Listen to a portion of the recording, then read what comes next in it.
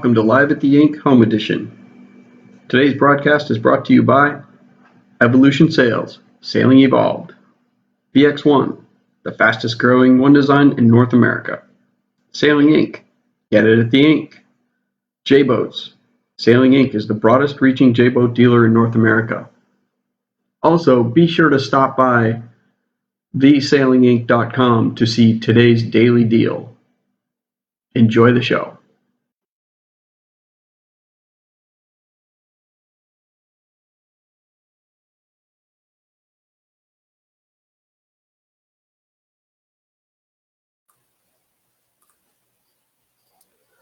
All right, welcome everybody.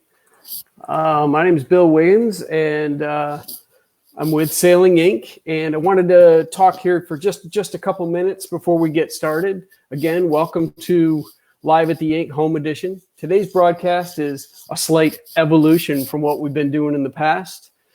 In fact, it's going to be a little bit more evolution-esque because our boys down in New Zealand at Evolution Sales New Zealand have arranged a super special guest for us today. So this broadcast is actually going to be broadcast across multiple platforms, mostly on Facebook. If you're watching, please share and ask questions and like as much as you can, because we're trying to really get the word out here and get a bunch of likes and a lot of visitors. We've only been on now for 2 minutes and we've already got 26 people watching, so I'm pretty excited. Just real quick about us, Sailing Inc. has 3 locations across the United States, all 3 of which are Evolution Sail Lofts. There's also sail lofts in Chicago, Illinois, Deltaville, Virginia, Hampton, Virginia, and Edgewater, Maryland. And we will be opening more lofts around the country very soon. There's a lot of talk going on there. Sailing Inc. Charleston, we are actually Evolution Sales South Atlantic, which means we have a coverage area from North Carolina to Miami and from Charleston to Mobile. That said, we really don't have any boundaries. All of our lofts within the network work really closely together to make sure that no matter where you are, it seems like you've got a local sailmaker, and we try and keep it that way. Our product range covers racing and cruising super yachts, Grand Prix race yachts, one design race boats, dinghies, cruising yachts, and day sailors. Our cross network of designers and sailmakers have the experience and the knowledge to design and build you the perfect fitting and best performing sail. Our service team's always happy to help. Give us a call. We'll get you sorted out. All right, enough of the advertising. Let's get down and dirty with our guest, Chris Dickson. Chris Dickson, we're going to talk about this in a minute, but he's got a little label here, MBE, has been a professional yacht racing skipper for over 30 years.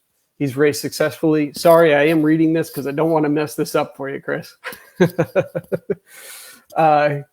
He's raced successfully in the world's ocean racing classics, including the Sydney Hobart, Fastnet, Transpac, Bermuda, and Whipred, now the Volvo Ocean Race.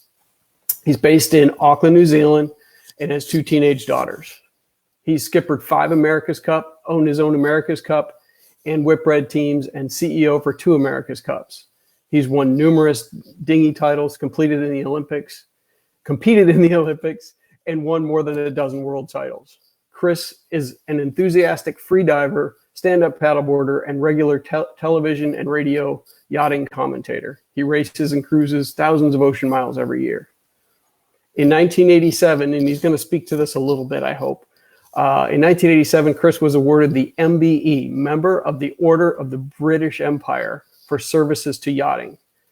Chris is a self-confessed lover of the oceans and is involved with several ecological programs. And I think we're going to talk a little bit about that one too. To that, I want to add something here, and I'm going to hide myself for a second and play a little clip for you.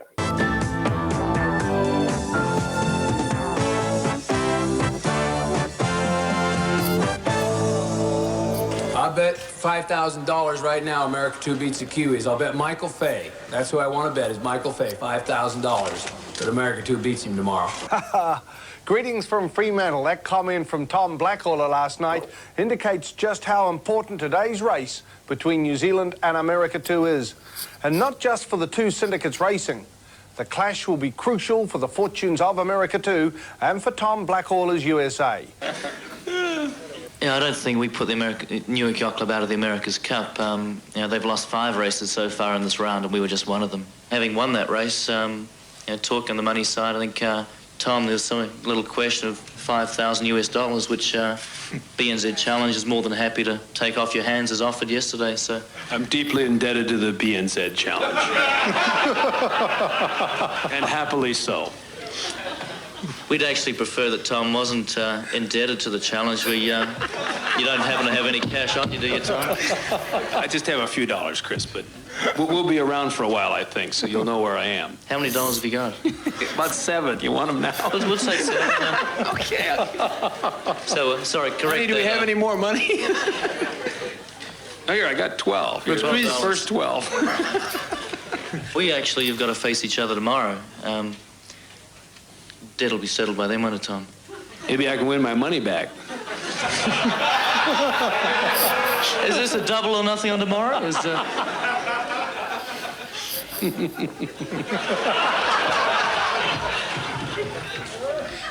Not often you see Tom Blackwell back down, is it?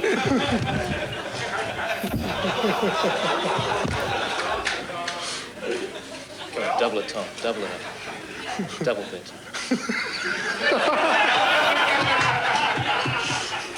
I'm going to have enough trouble paying the $5,000. I can't do that. Oh, very tricky conditions, and from what we've just seen, you're going to win some, lose some. So best of 5, we're going to see some races go both ways, I'm sure.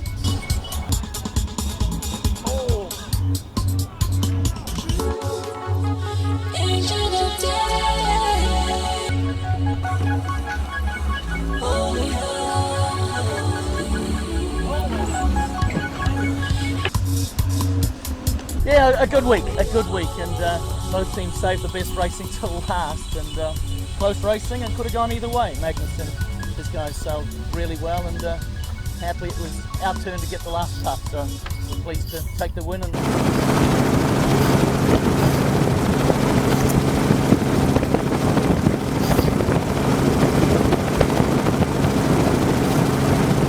Hobart is a tough race, and this was an easy Hobart, and it was still tough. What was particularly tough about it? Well, it was hard going from the beginning. It was a wet ride. It was it was blowy out there. We had plenty on, and then it took us 12 hours to do the last 25 miles. Which would have been very frustrating. Well, not frustrating because it's a Hobart race, and you expect that. And as the smaller boats bring the breeze through from behind, and the race starts again. So we had a challenging day, but we felt we sailed well today, and happy to be here. We're talking just before on board that no one's hurt, and we have no damage to the boat, so that's really good. And of course, number one is get here with everyone in one piece. And what excites you most about this boat? Oh, we had moments when it was all working well, and she was up and away, but we need a lot more of those moments.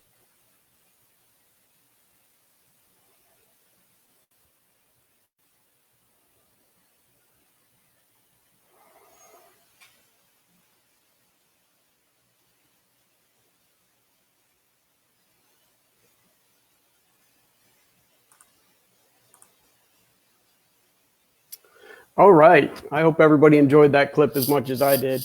I'm going to reach over here and see if we can't bring Chris in live from Auckland, New Zealand. Hey, Chris, how are you? Good morning, Bill. Very good, thanks. How you doing? Not too bad. Not too bad. I think what we all want to know first, did you ever get paid? We did get paid, and to the late Tom Blackhawler's eternal credit, he fronted up very promptly. We got the check. and the check cleared. And the check cleared. Very nice. Very nice. Very nice. That when you sent me that video, I cracked up. I've had to try and find a way to get that in there. That was excellent. So but it kind of, it reminds you of how cool the America's Cup was back then. It was still a little bit more casual than it is now. And I mean, I can't speak to it because I wasn't there, but it seems to me like you guys had a really good time back in the day. That's one of the cool things, one of the weird things about yacht racing. We never get to talk to our competitors. You're out there on the ocean, you race day in and day out, and generally, big boat sailing, you often don't even get to see your competitors at all. And the press conferences they had in Fremantle back in 1987 were probably some of the most entertaining there were, because you had such a great bunch of characters. You had the Tom Blackallers, the John Collierses, the Harold Cudmores, of course, Dennis Conner, and people don't really realize it's the number of times I actually met and spoke with Tom Blackaller, I think was 3, and that was one of them. Well, at least you get to smile now when you remember back on it. That's for sure, right? Yeah. So obviously we're going to start in the beginning a little bit here, if that's all right with you, until we start seeing a few questions roll in. Again, everybody, if you're watching, I'm trying to manage 4 different platforms. So if I miss one of your questions, bear with me. I'll try and get it up there, but please start sending them in. That's not a problem. So Chris, when and where did you start sailing? I started sailing in New Zealand in the Hauraki Gulf off Auckland in a little Sabot, as they're known in the US. And I progressed to P class, which was the predecessor to the Optimist in New Zealand. Auckland's probably a little bit like growing up on the Chesapeake or in the Caribbean, where we've got so much ocean. There are 3 harbors on 2 different coastlines and hundreds of islands. If you're not out on the water, you're missing out. And luckily for me, my family grew up away cruising on whatever ramshackle little yacht my dad could get his hands on as kids, and sailing and being on the water was just something we did. That's great.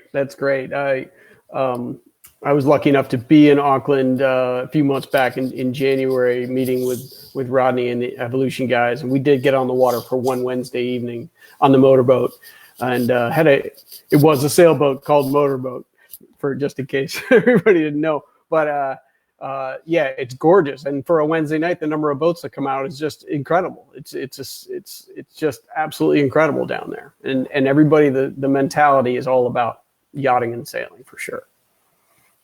So yeah, we're an island nation. We're at the bottom of the South Pacific and the world's biggest ocean.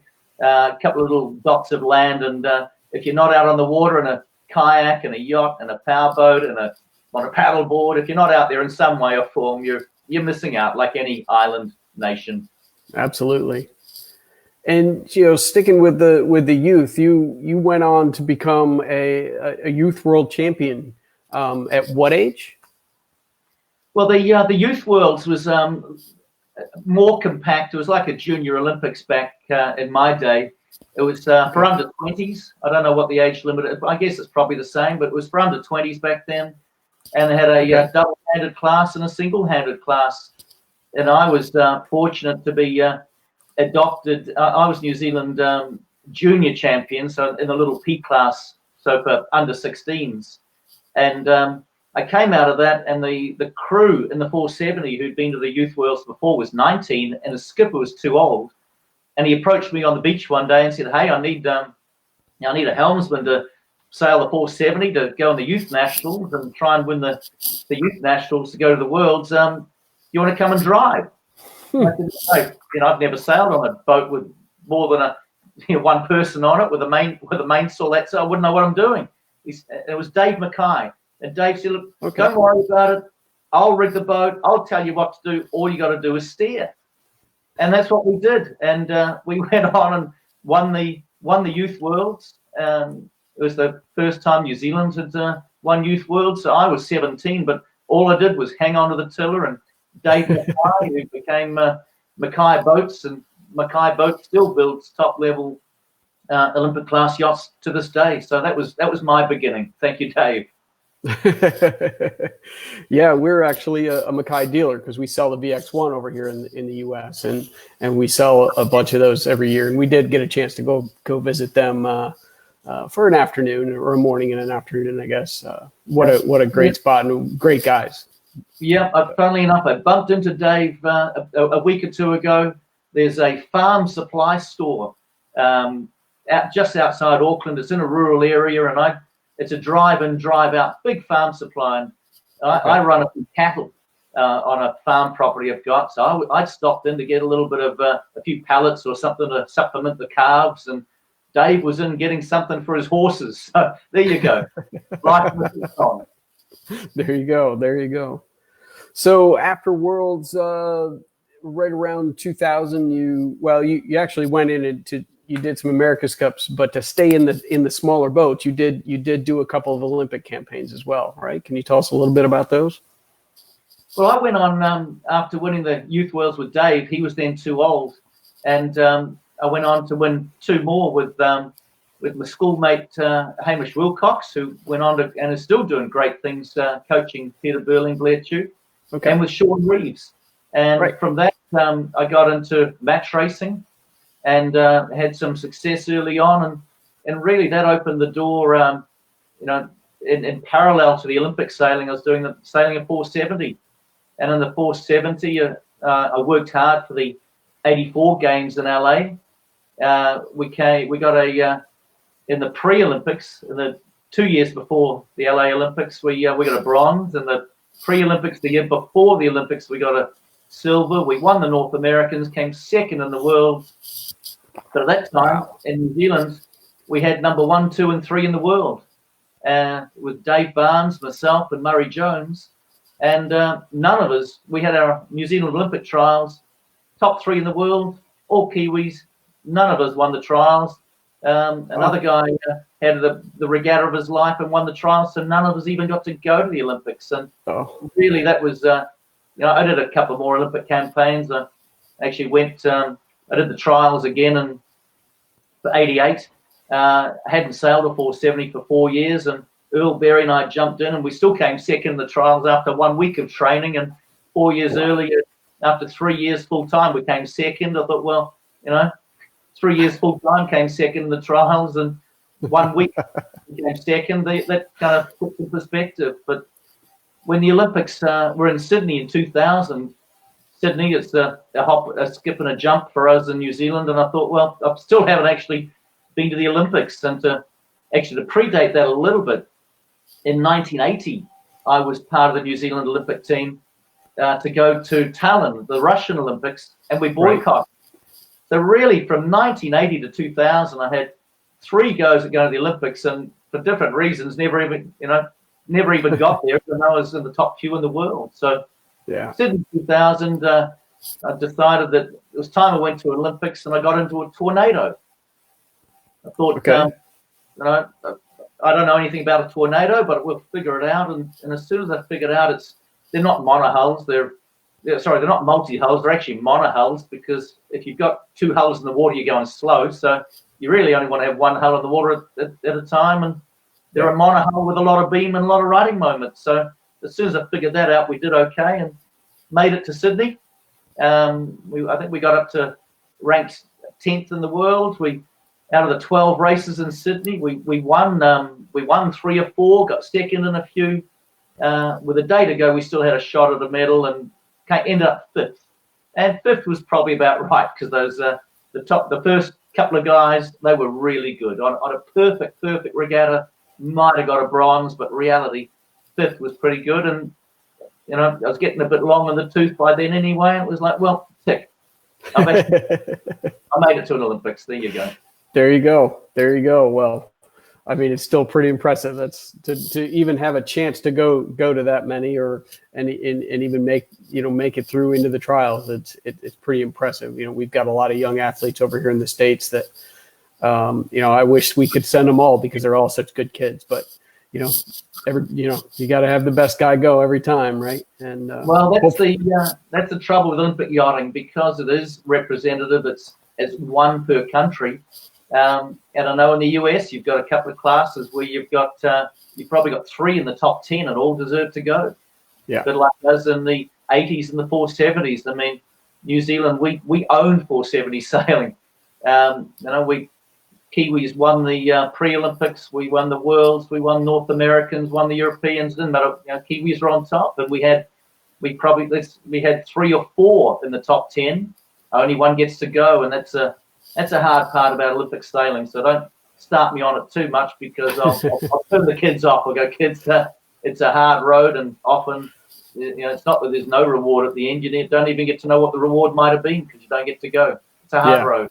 Yeah, it is. And now, you think about these athletes that are just put on hold. They've gone through and they've made it through the trials and they got the invite to go, and now they're sitting and they have to wait another year to go to the Olympics. Well, how do you think you would have handled that, it being put on pause for the year? Because our athletes, as far as we have been told, they're going to still send the same athlete unless that athlete decides not to go, is what we've heard. Well, it's something I experienced a little bit of with the 1980 team when we were all set to go to Russia. We had the uniforms, had the photos taken, flights booked, boats on ships, and New Zealand boycotted it. And I couldn't even tell you today what war it was over, and how insignificant it is looking back.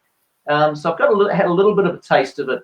So today's kids, or not even kids, but today's Olympic sailors that were aimed for Tokyo and had everything lined up, ready to go, and now they're on pause. It's probably even tougher because, I've got a saying in life. There's, I really love good news. If I'm dealing with contractors or anyone, give me the good news. I love good news. But bad news, I'm okay with. If it's bad news, tell me the bad news. I'll deal with it. But don't give me any of that stuff in between. It's called bullshit. And what they're doing with the Olympics now, it's tough on those Olympic sailors who are deemed to go, because it's not good news, it's not bad news. It's that in between, they don't know, and that's tough.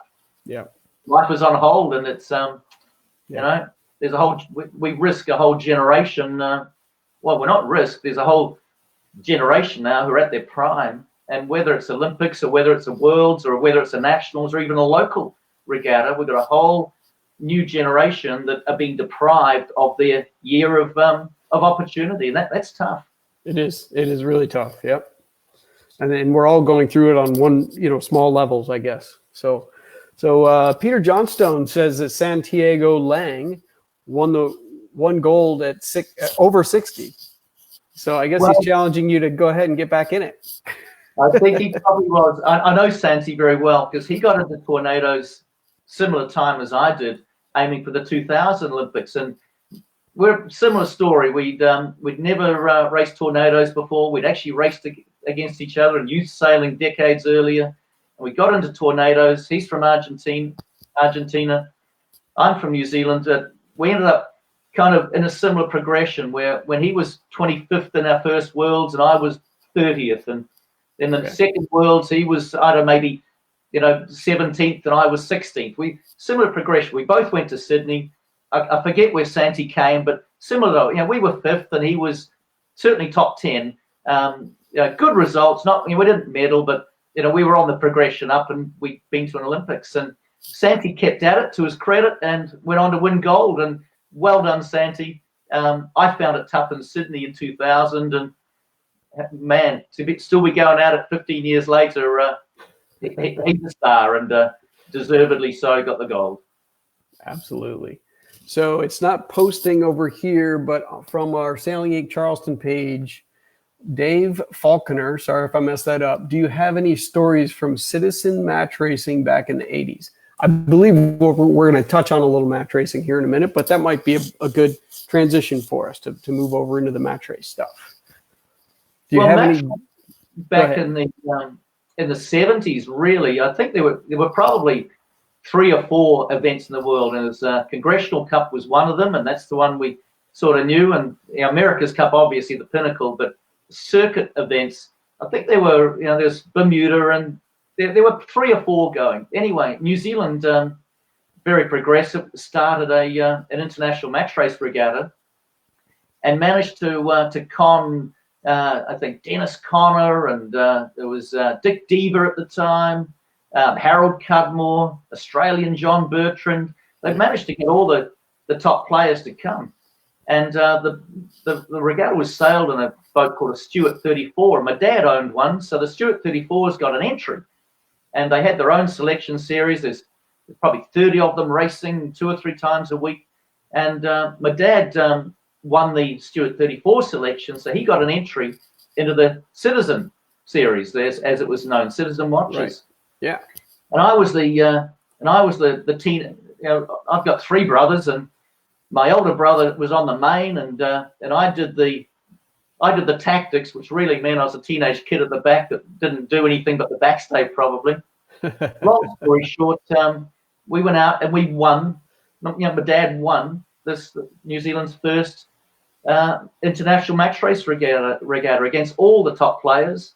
And not only that, but in New Zealand at the time we had 2 TV channels, and it was Sunday afternoon sport, televised live nationwide, and with 2 channels you could either watch the yacht racing, which most people didn't know a lot about, but it was well televised, or you could watch a rerun of Neighbours or whatever the local soap happened to be at the time. So it became, overnight, yacht racing was on the map, and the name Roy Dickson was on the map, and I was the young guy tagging along the coattails. Right. But that was right. Go ahead. 2 years later, I skippered myself in that same international regatta and won again.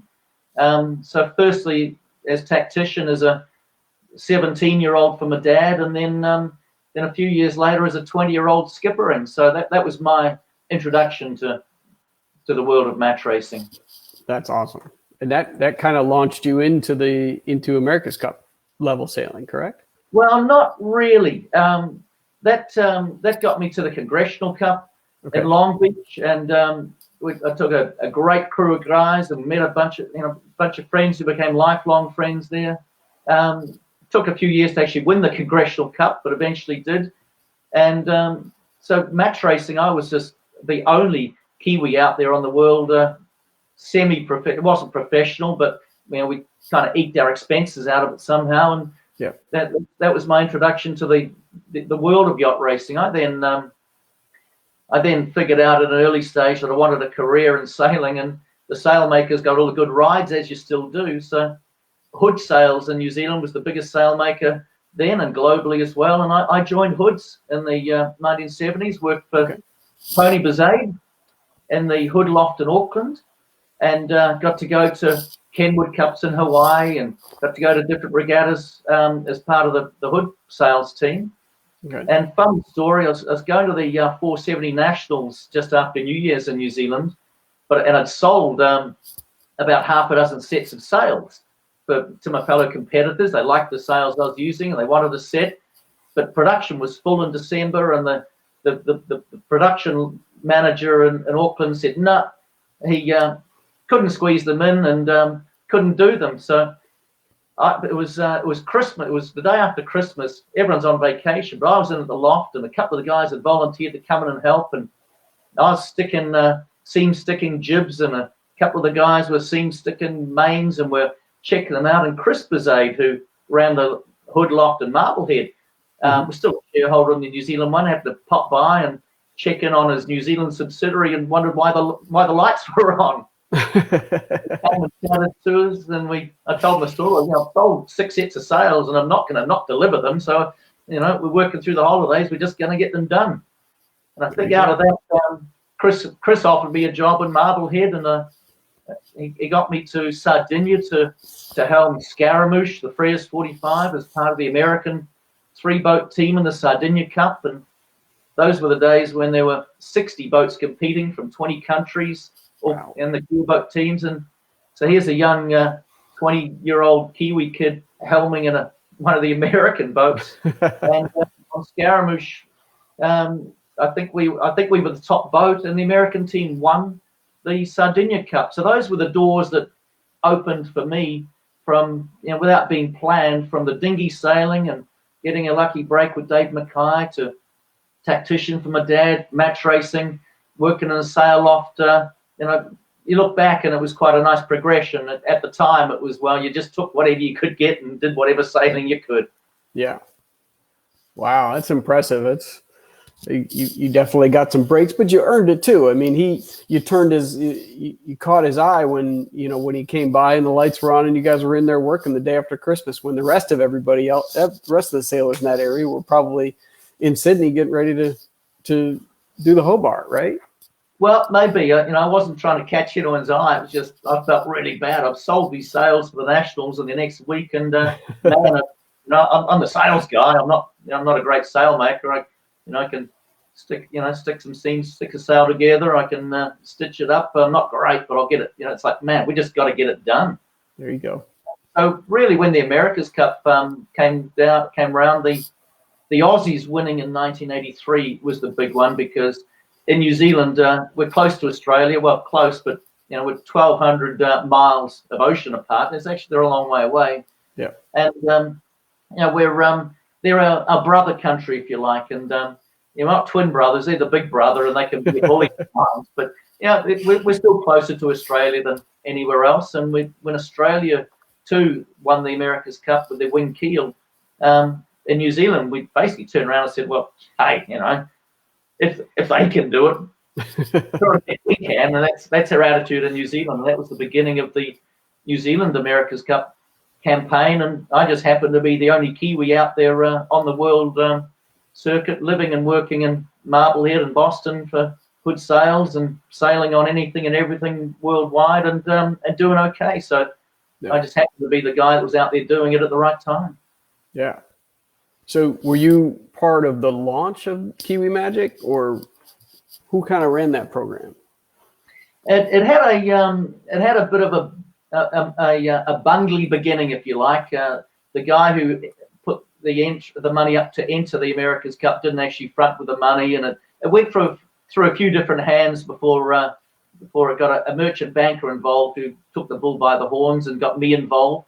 Funny, at the time, I didn't think there's any way that New Zealand could ever get the money or the professionalism together to have a decent go at America's Cup sailing, and that's what I told the merchant banker man on the first meeting. He flew me down to Auckland for 48 hours to tell him everything I knew about sailing, and that's what I said to him. At the end of the meeting, he said, I'll worry about the money, Chris, you worry about the sailing, and that's where we headed off.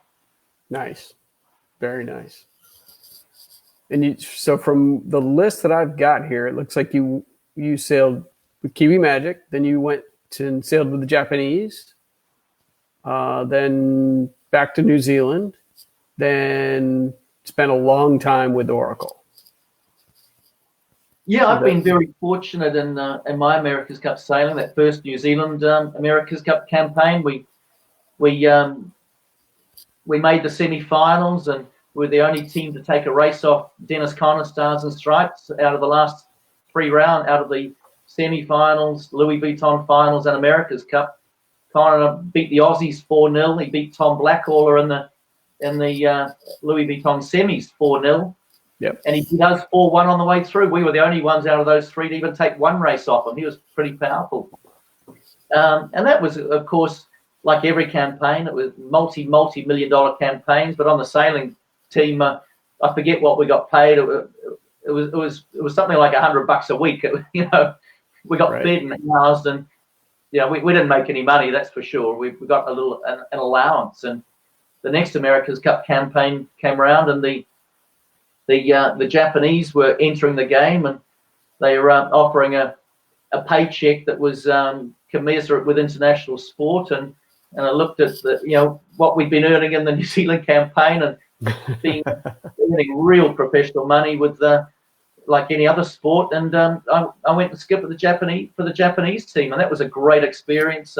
Lived in Japan for a bunch, and that was a really enjoyable and revealing part of life, to get involved deeply in another culture and another language, another way of life. It was great.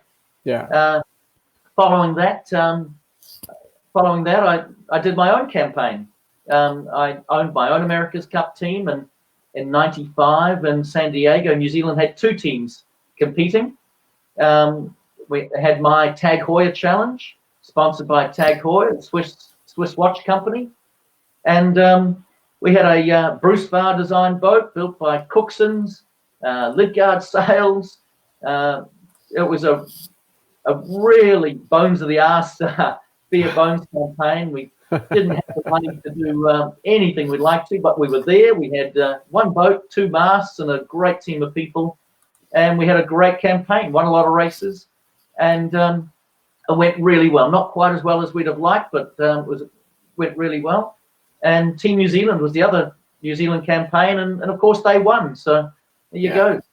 The first time New Zealand had 2 campaigns, and one of them won. So that was great. And so the America's Cup came back to New Zealand, and of course they didn't really want competition at any stage of the game, then or now. So it meant, well, actually, I'm out of business as far as a New Zealand campaign goes. That they own it, monopoly. Right. They keep everyone else out. Fair enough. And so then I've been racing on Sayonara, driving Sayonara for Larry Ellison for a number of years, and we won the Maxi Worlds in Newport, Rhode Island, and at the end of it, Larry turned around and said, hey, you guys, do you think we should do the America's Cup? And we had a bunch of good America's Cup guys on the Sayonara crew. Tony Ray was there, and Brad Butterworth was on the team, and Joe Allen. We had a good team of guys, and a voice in unison, and one voice in unison. We all turned around to Larry, and all at the same time when he said, should we do the America's Cup, we all said, don't be so friggin' stupid. No way. Don't even think about it. So 6 months later, we were in the America's Cup with Larry and Oracle. And, so I did 1, 2, 3 campaigns with Larry. I drove between Maxis and America's Cup boats and a few others in between. I drove boats for and with Larry, sailed with Larry for a little over 10 years. And that was a great time in life too. He's a great guy, Larry, and the few of us that do actually get to know him, he's an interesting character, and they were 10. I enjoyed those years. We had a lot of success. We did a lot of winning and at a lot of levels, and of course Larry went on to, took a legal challenge and a trimaran, but went on to win the America's Cup, and that's great. He's I think out of 6 campaigns, he won 2 of them, and the first one was with the trimaran against Alinghi, and it took a few court battles to get there, and the second was in San Francisco, where they came from whatever it was it 9-0 down or whatever it was down? Yeah. They came from the brink to win. So Larry's he's got the trophy, his name on the trophy twice, but he knows better than anyone how hard it is to win, and no mystery that he's been there, done that, got his name on the trophy, and he doesn't need to be back. Right. So what do you think of these the new America's Cup boats, these foiling boats? Whether it's a multi-hull or the monohull, is it the same? Future. It's not the future; it's the present. Yeah. And we from when we first saw a foiling moth come in 10 or so years ago, and everyone looked at the foiling moth at the Moth Worlds the first time and laughed at the I think it was an Aussie guy that did it, and a few years later, it's the whole fleet's foiling, and that's said back then, hey, that's the way you got to go. Yeah. Of course, we got NACRAs in the Olympics foiling, and to see big keel boats foiling is, I live in Takapuna in Auckland, New Zealand, and the Team New Zealand boat up until a month or 2 ago was out in front of my house day in, day out. So I'd sit there with a telescope watching them, how quick they're learning, and to see these big keel boats foiling is incredibly impressive. And no question, that's yacht racing for here and until they come up with something better. But it was the obvious progression, to get riding moment from foils, because canting keels are a great thing, but you're still dragging the lead round through the water, and the obvious next step was to have canting keel, but have the keel out of the water, get rid of that drag, and foiling is an even smarter way of doing it. It's you don't need the lead at all. You've got the non-operating foils out of the water. You got minimum drag. So hey, that's the present. It's the future, and kids, it's as exciting for them today as probably it's probably as Kevlar sails were when they came into vogue in my day. Right. It's still the leading edge of technology, and they're having one heck of a lot of fun with it, and it'll be here for a long time. Yeah, it's pretty impressive how much it's taken off in this 10-year time. I mean, I still have yet to get on anything that foils, but we've got a friend down here at James Island Yacht Club, David Loring, is He's always telling me every time he sees me, we're going to get you in a wasp. We're going to get you in a wasp. I'm like, no, David, because if I get in a wasp, I'm going to want to buy one.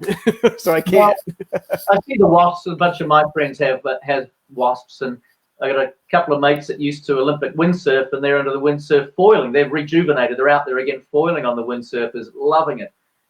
We see Team New Zealand out there, and we see the NACRAs out there.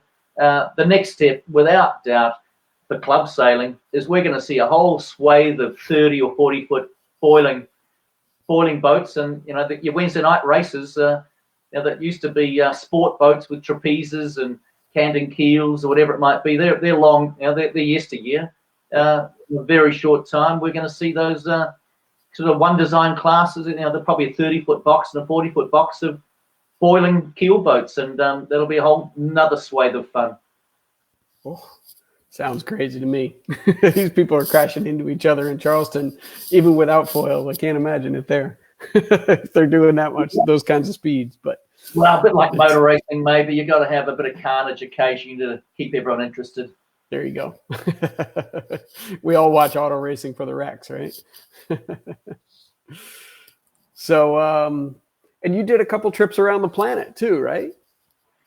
Yeah, well, I've done a lot of trips around the planet. Most of them have been at 30,000 feet, reclined in a nice airline seat. From New Zealand, if you want to go anywhere and go yacht racing, you get on an airplane. It's a long way. Now, if we want to go to Europe, we can fly either way around the world, through the east. We can actually fly through South America, through Asia, through the US.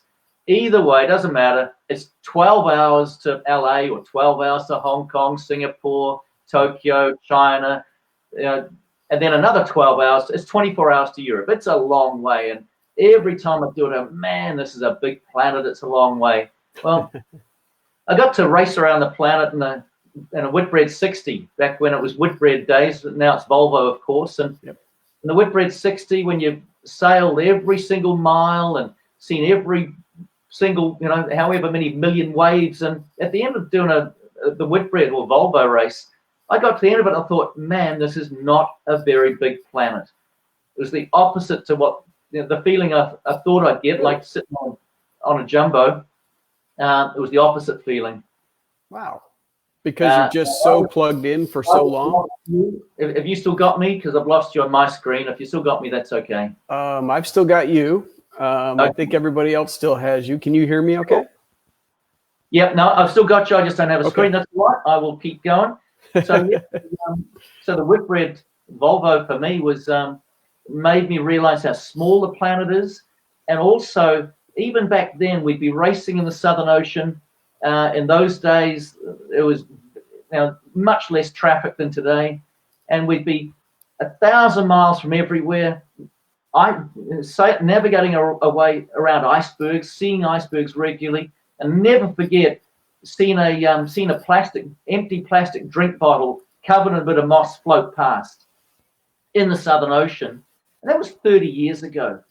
And that shocked me back then. I mean, today it doesn't shock us. We know we got crap in the ocean, and there's 30 years more plastic gone into the ocean now since then. But even back then, it was starting to be a problem. And I came out of it going, wow, this is a beautiful, beautiful, pristine planet. It's rapidly turning to custard. It's not that big. It's environmentally sensitive. And we got plastic in the Southern Ocean now. Hey, we've got a problem for the future. In the future, we're in it now. The future has arrived. We're in it. So, that was my first taste of sailing around the planet. Yeah.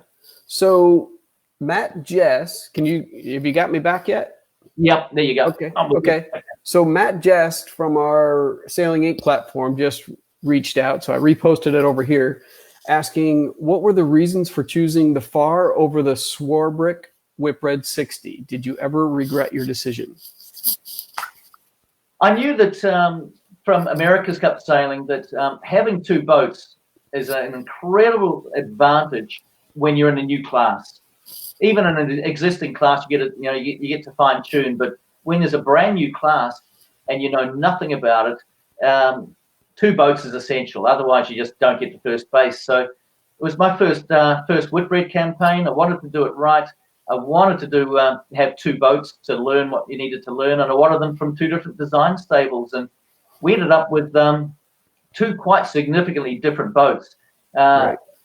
One of the Swarbrick boat, so one of them was incredibly fast downwind, light air. It was really quick, and anything with wind after the beam from 130-degree wind angle down was between 5 and 10% quicker than the far boat. Wow. It didn't reach for shit. It didn't go up, but it was sort of 10% slower upwind and 5% slower reaching, but 5 to 10% quicker any downwind. So what that taught us really early on was, wow, whichever boat we take, there's a lot to gain in one boat upwind and reaching, and there's a lot to gain on the other boat downwind.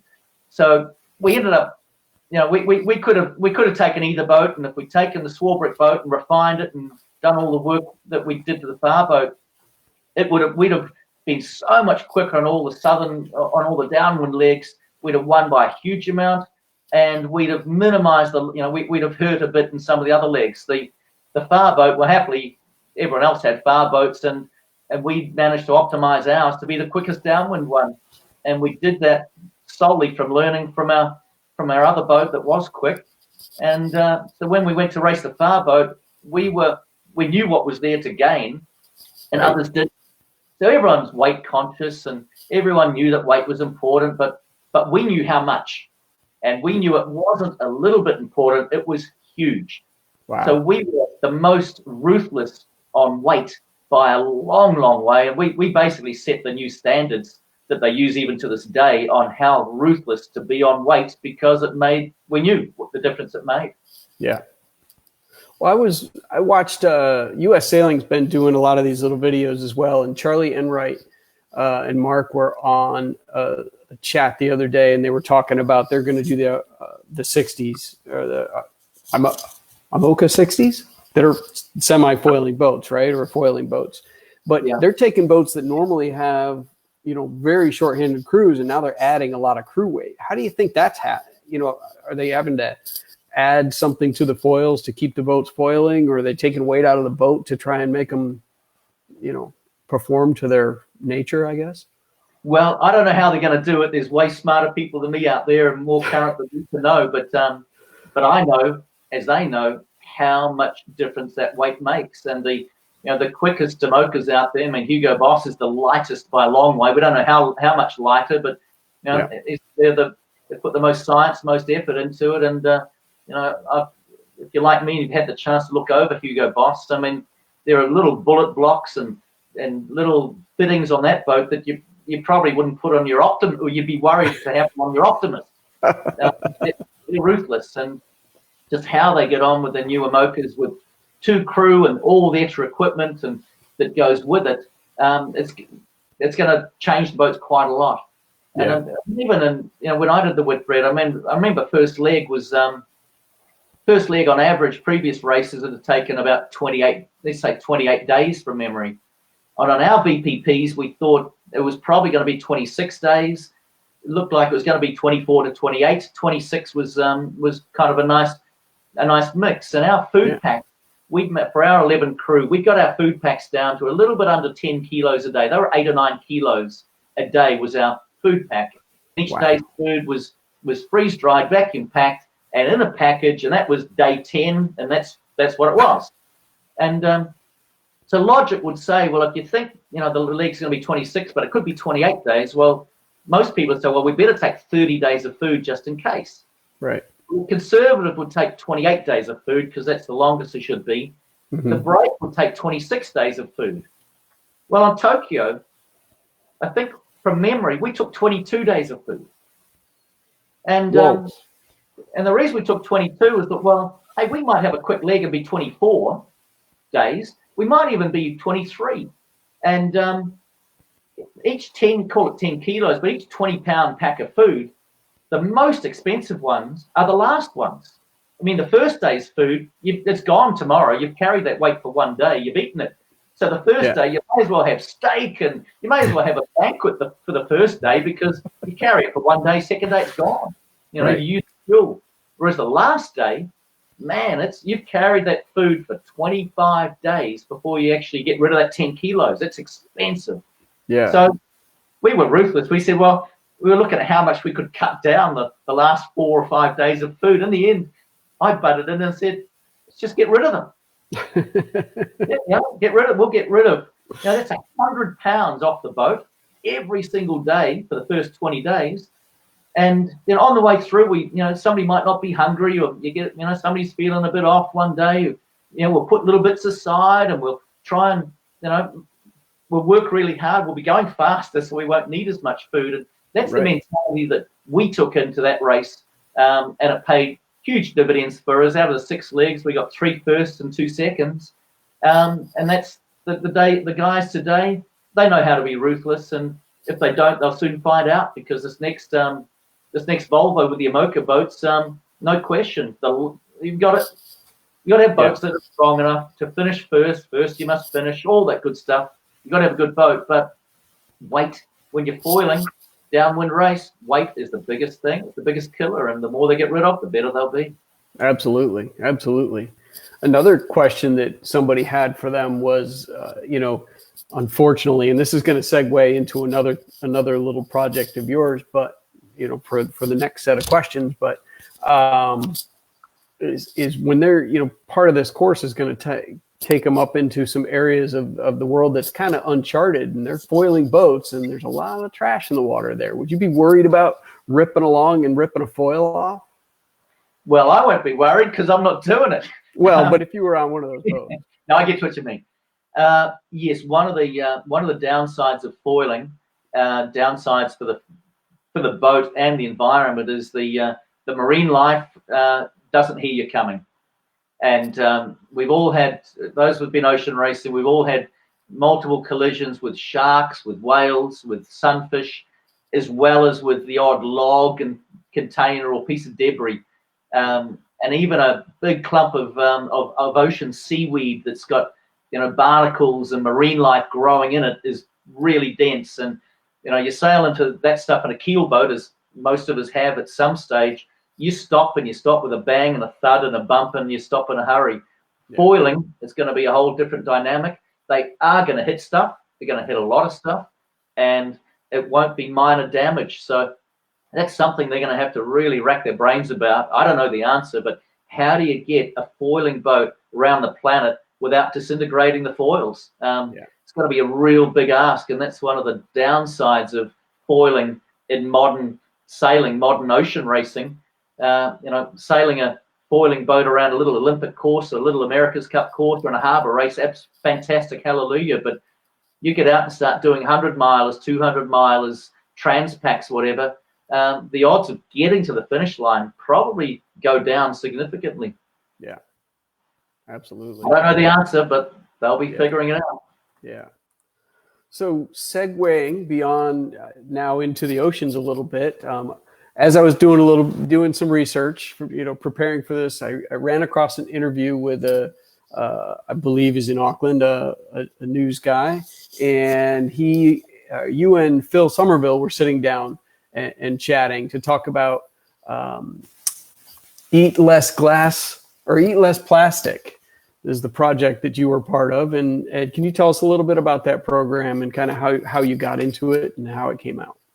Well, it's a couple of years ago, and in my retirement, I've always got my hand up to any friends with boats that say, look, if I'm open for deliveries, or if you're doing a fun regatta with fun people in a fun place, I'll come and sit on the back and trim the mizzen staysail or something. So, I do a lot of cruising, I do a lot of super yacht regattas, and I do a bunch of deliveries on super yachts with friends, with, fun boats, fun people going to fun places. And my mate Phil, Phil's an actor, he's a Kiwi, he's been in Hollywood for the last 20 years or so. He's been working on the latest couple of movies in New Zealand recently that are on hold. He was in the last Mission Impossible movie. So he's a good actor, top actor, and he was relocating his family back to New Zealand. And he asked me if he'd give me a hand to bring his Choi Lee 53, I think it is, from Marina del Rey back to Auckland. And I said, well, sailing a Choi Lee across the planet's not on not high up on the list of things to do, but why not? And Phil's journey was about his website, Eat Less Plastic. And so we sailed across the Pacific Ocean doing scientific research. We stopped the boat every other day or every couple of 100 miles, put a special trawl net out the side of the boat, and we'd trawl that net for 2 miles through the ocean. It was a net with a scoop about that size, skim the surface to about that far below. Okay. And it all went into a spaghetti strainer net. We'd rinse it out, clean it out, and we'd count how many pieces of microplastic we could see. We'd package it all up, put it in it, seal it in an envelope, and that went back to the lab to see how much microplastic there was that we couldn't see. A long story short, the first night out of LA, we're just outside Catalina Island, and we got half of those 5 pieces of plastic, little pieces of plastic. I thought, well, no mystery. One of the biggest cities on the planet. No mystery. There's a bit of plastic out there. Yeah. Well, a few weeks later, out the middle of the Pacific, halfway to Tahiti, there's no ships go there. There's no sailing boats go there. It's an empty piece of ocean. You don't even see airplanes. Well, in the 20 days across the Pacific, we got pieces of plastic in every single trawl we did, except for one. And on average, we got 4 or 5 pieces of microplastic. And microplastic is the size of your little fingernail, little toenail. You can see it, but it's small. Right. 4 or 5 every single trawl. And to me, that was, we were just getting scientific data. We fed back into a bunch of charities and the non-government organizations that needed that hard data. But for me personally, it was a real eye-opener where I seriously didn't expect to find microplastic out in this pristine, beautiful, clear ocean. But it's thick, it's solid, it's through the whole ocean, every bit of ocean. We know the answer now. Yeah. It's everywhere. Plastic's only been in production for the last 50 years, and in 50 years, we're right on the verge of killing the world's ocean, marine life through it. We're certainly poisoning the heck out of it, poisoning ourselves and doing it. But the world cannot sustain plastic. It's a simple answer. You've got to stop making single-use plastic. Got to stop production. This planet can't handle it. Absolutely. And I think as sailors, we're all kind of on that bandwagon, and we shouldn't even call it a bandwagon. It should be part of our lifestyle. But it's it's a hard transition. We all grew up with it, and now we're getting rid of it, and everybody, all the Volvo boats are getting behind it, and you go off to regattas, and people look at you funny if you're drinking out of a water bottle, if you're not just over there at the fountain filling your own bottle, and that's the way it should be. The consumer and the sailing world's doing a fantastic job. Boating world of basically not taking it out there in the first place, doing a great job. Yeah. And the US, you're an educated, well-educated Western country. New Zealand, same. A lot, we know what the downside is. We're doing a great job of reducing our amount of plastic. But you know what? We've still got plenty going out, and we're the good countries. We don't need to mention bad ones where they just simply every bit of trash they produce goes straight in the river, straight in the ocean. They're not changing, and we're not going to re-educate however many billion people we have on this planet. It's simply not going to happen in a time frame that's going to allow this planet's ecosystem to continue. It's not going to happen. There is only one solution, and that's you got to stop it at the manufacturing level. I mean, plastics have got great uses. Don't get me wrong. I mean, the laptops, everything, but the cars and computers, phones use a lot of plastic. But man, we use it day in, day out for years and years and years. That's a level we can handle. But the single-use plastic, you just got to stop manufacturing it because it's right through the whole ecosystem.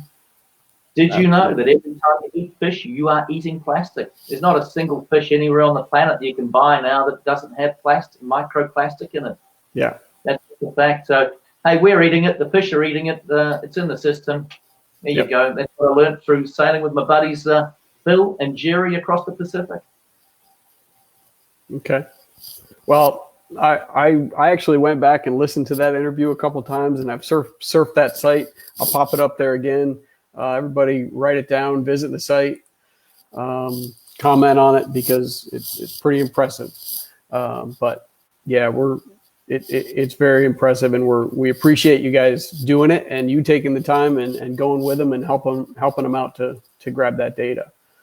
But real quick, because this is for Evolution Sales, you've got to tell us a Rodney Keenan story. Tell you a Rodney story. Okay. I have a little keel boat, a little 33-foot. It's a 6 meter, an international one design 6 meter class. The boats they match race in Bermuda at the Gold Cup. There's a fleet in San Francisco, fleet in Boston, 1930s design. Anyway, I sail my little classic yacht in 2 regattas a year. One of them is the Auckland Anniversary Regatta, big fun regatta. I've got 20-year-old Dacron sails on my 1930s design classic yacht, and I don't care. It's a little boat. I can sleep on overnight if I wish. I don't use it too often. It does that one race a year, and these rusty, crappy old Dacron sails doesn't matter. Right. Anyway, Rodney came and I asked Rodney to come along about 5 or 6 years ago, and so Rodney came along, and Rodney drove, and he brought his young son Felix along, and I did the bow, and we won by the skin of our chinny chin chin. We won, and it was fantastic. And anyway, Rodney, he's the best sail making mate you can ever have, because the next year I called and said, "Hey, Rodney, regatta's coming up. You want to get up with his own sails to sail?" It's like, "Rod, you can come as often as you like." So anyway, Rodney drives the boat every year. Here's last Christmas's one. We win more than our fair share. Rodney drives, and we've got the best looking sails. We've got Evolution sails. We've got the best looking sails in this whole classic fleet. It's really not fair on the others because we are so much quicker than we ever used to be. There you go. There's a Rodney story. That's perfect. And then you went to shore and had a little rosé, right? We don't wait for sure. It's a classic regatta. There's no waiting involved. There you go. Well, Chris, man, I got to tell you, I'm not going to lie, I was a little nervous about this interview, but I've really enjoyed it. The reason I was nervous is because, you're a legend, and I'm absolutely not, but I'm trying to help sailors keep involved and keep thinking about sailing. And when these guys called your name, I was like, oh boy, here we go. But I was really nervous about it. I did my research, and I really enjoyed this last hour. Well, thank you, Bill. As you've seen, there's plenty of stories there. And like all of you, I'm home alone and locked down. And yep, I'm a legend in my house because I'm the only one in it. So in my little world. But no, I'm someone from yesteryear. And for all those that are listening out there in lockdown, as we need to be, the day will come when we're out again, and getting out there on the ocean on the water is the first thing a lot of us are going to do. So hang in there, stay safe. Let's nail this virus on the head, and let's all get back out there sailing as soon as we can. Enjoy. You too, Chris. We'll see you soon. Bye. All right, guys. I really appreciate everybody tuning in today. Again, if you've been watching, by the way, the numbers have been huge on all the platforms. I've seen over 60, which has been incredible. That's a lot of people viewing, and I'm pretty excited about it. But if you were watching today, please like it, please share it, please send it to your friends, because that was a pretty impressive interview with a legend in sailing. Again, Evolution Sales and Sailing Inc. thanks you. And if you need anything, give us a call. You can log into evolutionsales.com and reach out to any of our lofts worldwide or in the States. And you can also reach us at thesailinginc.com.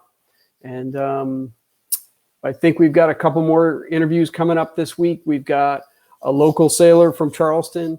I believe Jessica Coating's going to be on Tuesday at some point. And then it sounds like we're going to have another sailor from down under on Thursday. So really excited. Again, super nervous, but I'm really looking forward to it. So thanks, Chris. That was great.